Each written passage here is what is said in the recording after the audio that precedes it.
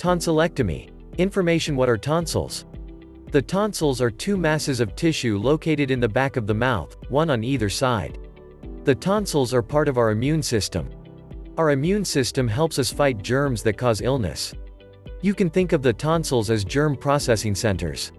They help our bodies learn to recognize different kinds of germs so that we can fight them better. Will my child's immune system be weaker if the tonsils are removed? The tonsils are only a very small part of our immune system. It turns out that our immune system has any different ways of learning to recognize germs. Children who have their tonsils removed do not, on average, have any more illnesses than children who keep their tonsils. In fact, some children will get fewer illnesses, like strep throat, after their tonsils are taken out. Why do some children need to have their tonsils removed? Today, the most common reason that children have their tonsils removed is to help breathe and sleep better. In some children, the tonsils become too big. This may happen for a variety of reasons, but we usually don't know why it happens to a particular child. If the tonsils become too large, they can partially block a child's breathing during sleep. This causes a child's sleep to be very restless or fragmented, resulting in poor concentration during the daytime, behavior changes, and sometimes persistent bedwetting. This is known as sleep apnea. Removing the tonsils, along with the adenoid, makes this breathing much better and in the majority of children solves the problem completely. Another common reason that children have their tonsils removed is because of frequent throat infections involving the tonsils, tonsillitis. Although removing the tonsils will not prevent the common cold or even every sore throat, it will stop a child from getting tonsillitis again. How are the tonsils removed? Removal of the tonsils, tonsillectomy, is a surgical procedure. It is performed by an ears, nose, and throat surgeon in the operating room under general anesthesia. In this day and age, general anesthesia is very safe and your child will be carefully monitored during the procedure. The tonsils are removed through the mouth and there are no visible scars following surgery. Currently, there are two basic approaches to tonsil surgery. The most common kind of tonsillectomy, the conventional tonsillectomy, involves the complete removal of both tonsils. It can be done with a variety of instruments, but we prefer a device that uses electricity to cut the tonsils out and stop bleeding at the same time, an electrocautery. The greatest benefit of a conventional tonsillectomy is that all of the tonsil tissue is removed and therefore won't grow back. The biggest problem with conventional tonsillectomy is that it hurts for 7 to 10 days following surgery, which makes it hard to eat and drink for a while. The second kind of tonsillectomy, the intracapsular tonsillectomy, involves removing most of the tonsil tissue but leaves a small amount of tonsil tissue behind to protect the side of the throat. This typically results much less pain after surgery and a shorter recovery. However, there is the possibility that in time tonsils will grow back and possibly become large enough to cause symptoms again. This type of tonsillectomy is usually recommended for very young children with sleep apnea. The intracapsular tonsillectomy is not appropriate for children with lots of strep throat or tonsillitis. Are there any instructions I need to follow before surgery? Your child must have a physical examination by his or her pediatrician or family doctor within 7 days before surgery to make sure he or she is in good health. The doctor you see needs to complete the history and physical form provided by our office. You must bring the completed form with you the day of surgery. You should not give your child any pain or fever medication except Tylenol, acetaminophen, for at least 3 days before surgery. Medicines like children's Motrin, ibuprofen, should be avoided before surgery, but may be used for pain control after surgery.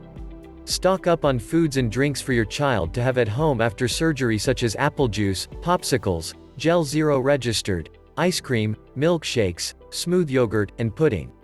For your child's safety, it is very important that he or she have an empty stomach when anesthesia is given. Please follow our preoperative eating and drinking guidelines. If you do not follow these guidelines, your child's surgery will be cancelled. What can I expect after surgery? The procedure itself usually takes 20 to 30 minutes. Your doctor will talk to you as soon as the surgery is over. Your child will wake up in the recovery room after surgery. This may take 45 minutes to an hour. When your child is awake, he or she will be taken to the short-stay post-operative area to complete the recovery. You can be with your child once he or she has been transferred to this area. Children usually go home the same day after surgery, but in some cases your doctor may recommend keeping your child in the hospital overnight. For example, your child is under age 4. If your child does stay overnight, one parent is required to stay overnight too. An upset stomach and vomiting, throwing up, are common for the first 24 hours after surgery. Your child's throat will be very sore for quite a while after surgery. Most children will have throat pain for 10 to 14 days after a tonsillectomy. The sore throat makes it difficult and painful to swallow. However, it is very important that your child drink plenty of fluids after surgery. Your child will be given prescription pain medicine for the sore throat, but it will still take lots of encouragement to keep him or her drinking at home. Your child may have a fever for 3 to 4 days after surgery. This is normal and is not cause for alarm. Your child may complain of an earache in one or both ears. This does not mean your child has an ear infection. The ear pain is actually caused by the throat surgery and goes away when the sore throat gets better. Neck soreness, bad breath, and snoring are also common after surgery. These symptoms will also go away during the first 3 weeks after surgery. How should I take care of my child after surgery? It is important to encourage your child to drink plenty of liquids. Keeping the throat moist decreases discomfort and prevents dehydration, a dangerous condition in which the body does not have enough water. Give your child pain medication as prescribed by your doctor. Give it before bedtime and first thing after waking in the morning. It should be easier for your child to eat and drink about 30 minutes after taking the pain medicine, so these are the best times to encourage drinking and eating. Do not give your child any pain medicines that your doctor has not prescribed or recommended. However, recent studies have not demonstrated any increased bleeding when children use children's Motrin, ibuprofen, after tonsillectomy. If you are not sure what medicines are safe, please call your doctor. Antibiotics or no ionge are routinely prescribed after tonsillectomy.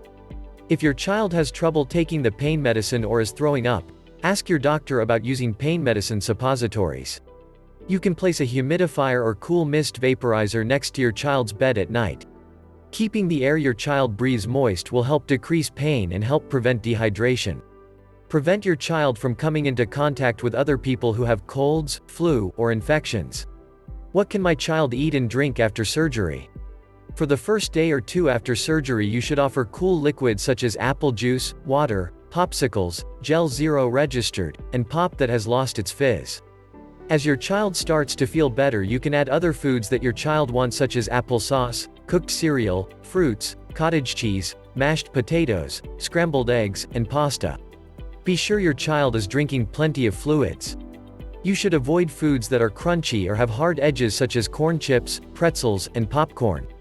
Also avoid foods that are very hot in temperature or spicy hot. What else do I need to know? Most children will be out of school or daycare for 7 to 10 days after surgery.